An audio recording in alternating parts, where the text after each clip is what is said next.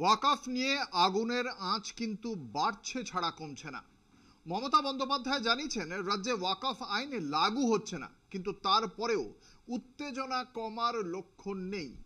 এবার কেন্দ্রের ওয়াকফ সংশোধনী আইনকে চ্যালেঞ্জ জানিয়ে সুপ্রিম কোর্টের দ্বারস্থ আইএসএফ বিধায়ক নওশাদ সিদ্দিকী এবং তার সঙ্গে তৃণমূলেরই বিধায়ক হুমায়ুন কবির।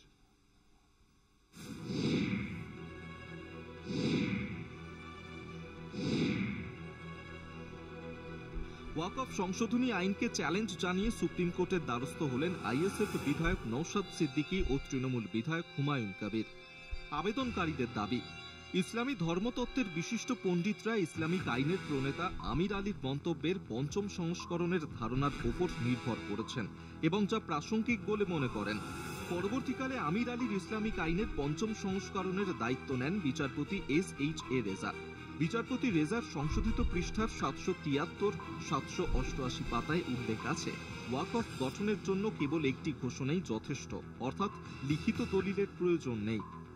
ভারতের সাংবিধানিক আদালত ভারতের সংবিধানের 141 অনুচ্ছেদের পরিপ্রেক্ষিতে বিচারপতি SHA রেজা কর্তৃক সংশোধিত ধারণাটিকে স্বীকৃতি দিয়েছে। 1863 সালের ধর্মীয় দান আইনে সমস্ত ধর্মের দান এবং প্রাতিষ্ঠানিক ব্যবস্থাপনার ওপরে উল্লেখ রয়েছে, যার মধ্যে ওয়াকফ ব্যবস্থাপনার ধারণাটিও রয়েছে। এই দান আইনের ক্ষেত্রে সরকারের ক্ষমতা সম্পূর্ণ ভিন্ন। এক্ষেত্রে সরকারের কোনো ভূমিকা থাকতে পারে না। আইনে আরো উল্লেখ আছে, আইনের 3 এবং 8 ধারায় বলা হয়েছে যে এই ধরনের ধর্মীয় প্রতিষ্ঠান পরিচালনার জন্য গঠিত কমিটিগুলি আইনের 8 ধারা থেকে হবে।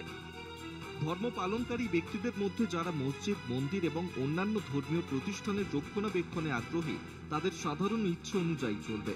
এই ধরনের মসজিদ, মন্দির বা অন্যান্য ধর্মীয় প্রতিষ্ঠানের রক্ষণাবেক্ষণের জন্য যে ব্যবস্থা নেওয়া হয়েছে সেই উদ্দেশ্যেই ধর্ম পালন করা হবে।